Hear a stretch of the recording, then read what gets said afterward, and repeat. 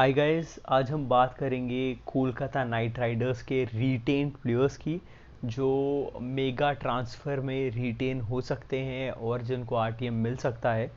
सो इस बार का सीज़न बहुत अच्छा नहीं रहा है केकेआर के लिए। सो एक बार हम देख लेते हैं लास्ट टाइम किसे रिटेन किया गया था। सो अगर आप यहाँ पे देखें तो लास्ट ऑक्शन में दोनों फॉरेन प्लेयर्स को रिटेन किया गया था। सुनील नारायण 8.5 करोड़ में लिए गए थे और उस टाइम सुनील नारायण एक टॉप मिस्ट्री स्पिनर भी थे और बैटिंग बहुत तगड़ी कर रहे थे। और उसके साथ साथ एवरग्रीन आंद्रे रसेल को 7 करोड़ में लिया गया था, जो कि मेरे हिसाब से एक बहुत बड़ी डील है। सो ये दो प्लेयर्स को रिटेन किया गया था लास्ट टाइम, दोनों ही फॉरेन प्लेयर्स थे। और राइट टू मैच कार्ड दो प्लेयर्स के लिए यूज़ किए गए थे। पीयूष चावला को 4.2 करोड़ में लिया गया था, जो कि लीड बॉलर थे स्पिन अटैक डिपार्टमेंट में इनके। और कुलदीप यादव 5.8 करोड़ में इन्हें लिया गया था। अगेन उस टाइम पे बहुत ज़्यादा फॉर्म में थे, वर्ल्ड कप में खेलने वाले थे, कंसिस्टेंटली टीम इंडिया के लिए खेल रहे थे, तो बहुत अच्छी चॉइस थी। और आप यहाँ पे देखोगे कि एक जो कार्ड था, ना ही उन्हें वो वेस्ट किया था, उन्होंने ना रिटेन किया था प्लेयर को, ना ही आरटीएम यूज़ किया था। सो अभी हम करंट स्क्वाड की तरफ देख लेते हैं कि करंट स्क्वाड इनका कैसा है। सो अगर यहाँ पे हम प्योरली बैट्समैन देखें तो शुभमन गिल बहुत ही अच्छी फॉर्म में है। आई मीन अगर और एक दो साल में आप देखोगे कि शुभमन गिल इंडिया खेल सकते हैं अगर इसी फॉर्म में रहे तो शुभमन गिल 101% रडार में होंगे केकेआर के। उसके बाद रिंकू सिंह ने बहुत कुछ अच्छा नहीं किया है, अब इग्नोर किया जाएगा। नीतीश राणा ने एक बहुत ही डिसेंट सा परफॉर्मेंस दिया है, अबाव एवरेज। कुछ मैचेस में अच्छा किया है, बट मैं आपको बता दूं कि नीतीश राणा लास्ट कुछ मैचेस से बॉलिंग नहीं कर रहे हैं। ये पूरा सीज़न नीतीश राणा ने बॉलिंग बिल्कुल ही नहीं की है, जो कि इससे पहले स्पिन बॉलिंग कंसिस्टेंटली किया करते थे राणा, तो वो उनको एक एडवांटेज दे दिया करता था। सो वो अभी नहीं हो रहा है, तो प्योरली एज ए बैट्समैन खेल रहे हैं। निखिल नाइक पूरी तरीके से फ्लॉप रहे हैं, उनको 3-4 मौके मिले हैं, बट कुछ भी नहीं किया उन्होंने ये मौक़ों में। इयोन मॉर्गन ने कुछ डिसेंसी पारियाँ खेली है, मैं नहीं कहूँगा कि बहुत ही अच्छी पारियाँ खेली है, बट एवरेज पारियाँ खेली है इयोन मॉर्गन ने। और मिडवे दिनेश कार्तिक ने कैप्टनसी छोड़ के इयोन मॉर्गन को दे दी गई थी।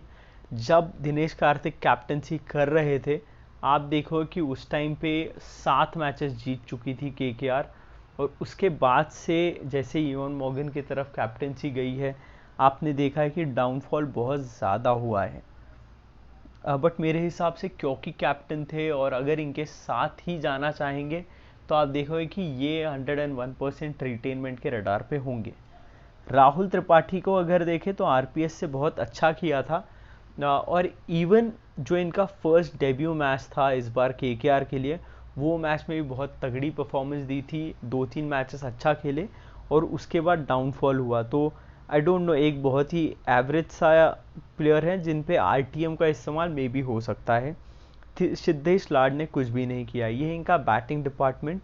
अगर हम ऑलराउंडर डिपार्टमेंट की बात करें तो ऑलराउंडर में आंद्रे रसेल का फॉर्म इस बार बिल्कुल अच्छा नहीं रहा है, बट जिस टाइप की ये प्लेयर हैं 101% ये रिटेनमेंट की रडार पे होंगे, क्योंकि ये प्लेयर ऐसा है कि मैच बदल देता है, आईपीएल जिता सकता है, इतना बड़ा प्लेयर है।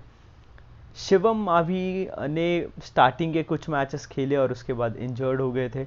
तो शिवम मावी मुझे नहीं लगता, क्योंकि एक्सपीरियंस लैक करते हैं, तो इन पे रिटेन नहीं किया जा सकता है। इनको इतने वैल्यूएबल प्लेयर नहीं है। ऑफकोर्स लेना चाहेंगे केकेआर उन्हें, बट इतने वैल्यूएबल नहीं है कि इन्हें रिटेन किया जाए या आरटीएम यूज़ किया जाए इनके लिए। क्रिस ग्रीन को बहुत ज़्यादा मौके मिले नहीं थे। उसके बाद अगर हम ऑलराउंडर्स में देखें तो सुनील नारायण ने एक आधा मैच खेला है, उसके बाद सारे मैचेस ऑलमोस्ट डिसअपॉइंटिंग रहे हैं सुनील नारायण के हिसाब से। तो मुझे नहीं लगता कि इस बार इन्हें रिटेन किया जाएगा। जैसे लास्ट टाइम फर्स्ट प्रेफरेंस देके इनको रिटेन किया गया था, तो इस बार में भी ऑक्शन में ओपन छोड़ देंगे और ट्राई करेंगे इन्हें खरीदने का, बट आप देखोगे कि इनको रिटेन नहीं किया जाएगा। उसके बाद अगर हम विकेट कीपर्स के देखें तो दिनेश कार्तिक को वैसे तो आइडियली लेना चाहिए केकेआर ने, बट अभी तक कुछ रीजंस क्लियर नहीं है कि दिनेश कार्तिक ने कैप्टनसी क्यों छोड़ी थी। और मुझे लगता है कि क्योंकि कैप्टनसी छोड़ी थी कुछ इशू हुआ होगा। तो आप देखोगे कि दिनेश कार्तिक खुद ही नहीं चाहेंगे केकेआर के टीम में आना, तो मुझे नहीं लगता इनको रिटेन भी किया जाएगा उस हिसाब से। नहीं तो बहुत ही ज़्यादा क्वालिटी प्लेयर है, ज़रूर इनको रिटेन किया जाना चाहिए, बट मुझे ऐसा लग रहा है कि इनको रिटेन नहीं किया जाएगा। टॉम बेंटन बहुत ही अच्छे प्लेयर हैं, बट बिल्कुल ही मौका नहीं मिला है इनको केकेआर से खेलने का। तो मुझे नहीं लगता टॉम बेंटन भी रुकना चाहेंगे, और क्योंकि टेस्टेड नहीं है तो इन पे रिटेन करने का चांस नहीं बनता। उसके बाद अगर आप बॉलर्स देखिए, कुलदीप यादव अच्छे बॉलर हैं, बट लास्ट 2-3 आईपीएल से बहुत ही ज़्यादा डिसअपॉइंटिंग परफॉर्मेंस रहा है। बहुत एक भी मैच मुझे याद नहीं आती है लास्ट सीज़न से भी या इस सीज़न से भी जिसमें इन्होंने एक मैच चेंजिंग बॉलिंग की हो, जो कि एक इंटरनेशनल प्लेयर से ऑफकोर्स आप चाहते हैं कि किया जाए। तो मुझे नहीं लगता कि कुलदीप यादव पे कोई भी रिटेन या आरटीएम यूज़ किया जाएगा। प्रसिद्ध कृष्णा ने कुछ इनिंग्स खेली है, बट इतने वैल्यूएबल प्लेयर नहीं है कि इन पे आरटीएम यूज़ किया जाए। सेम हैरी गनी के साथ है, लॉकी फर्ग्यूसन ने कुछ इनिंग्स अच्छी खेली है। उसके बाद अगर आप देखें तो संदीप वॉरियर ने अच्छा किया है। पैट कमिंस के प्रीमियम प्लेयर हैं, बहुत ही अच्छे खेले हैं इस बार, बट आप देखोगे कि बहुत ज़्यादा पैसे दिए गए हैं इन्हें, somewhere around 16 to 17 crore spend किए गए थे। तो वॉलेट के हिसाब से मुझे नहीं पता कि इनको लिया जाएगा या नहीं, क्योंकि बहुत ज़्यादा पैसा खा जाते हैं ये। सो ये देखना इंटरेस्टिंग रहेगा कि ये रसेल और पैट कमिंस को बिठा पाते हैं या नहीं। मनीवन सिद्धांत को मौका नहीं मिला, नहीं कमलेश नागरकोटी ने कुछ अच्छे परफॉर्मेंस दिए हैं, बट रिटेनमेंट के हिसाब से नहीं। वरुण चक्रवर्ती केकेआर के लिए फाइंड ऑफ द टूर्नामेंट रहे हैं, बहुत अच्छा परफॉर्मेंस रहा है, और उनके ये परफॉर्मेंस की वजह से इनको टीम इंडिया में भी शामिल किया गया था, और अनफॉर्चुनेटली ये इंजर्ड हो गए और उसके बाद इनका नाम निकाल दिया गया। बट एक बहुत ही अच्छे प्लेयर हैं, अच्छे प्रॉस्पेक्ट हैं और मिस्ट्री स्पिनर है। तो मैं आपको बता देता हूँ कि मेरे हिसाब से कौन रिटेन किया जाएगा। सो अगर आप यहाँ पे देखें तो सबसे पहले इनके मेन प्लेयर हैं आंद्रे रसेल, जिनको 15 करोड़ में रिटेन किया जाएगा, क्योंकि अगर ये ऑक्शन में जाते हैं तो तहलका मच जाएगा, बहुत सारे प्लेयर्स इनको लेना चाहेंगे। बहुत ही तगड़े हिटर है, 4 ओवर्स डालते हैं और उसके साथ साथ बहुत ही बेहतरीन फील्डर है। सो ये अगर आपकी टीम में है तो ये सारे मैचेस खेलेंगे। सो इसीलिए रसेल बहुत, every penny is worth how much you पे टू आंद्रे रसेल, तो मेरे हिसाब से बहुत अच्छी फाइंड है। उसके बाद अगर इयॉन मॉर्गन के साथ एज अ कैप्टन कंटिन्यू करती है केकेआर, तो आप देखोगे कि इन्हें भी रिटेन किया जाएगा।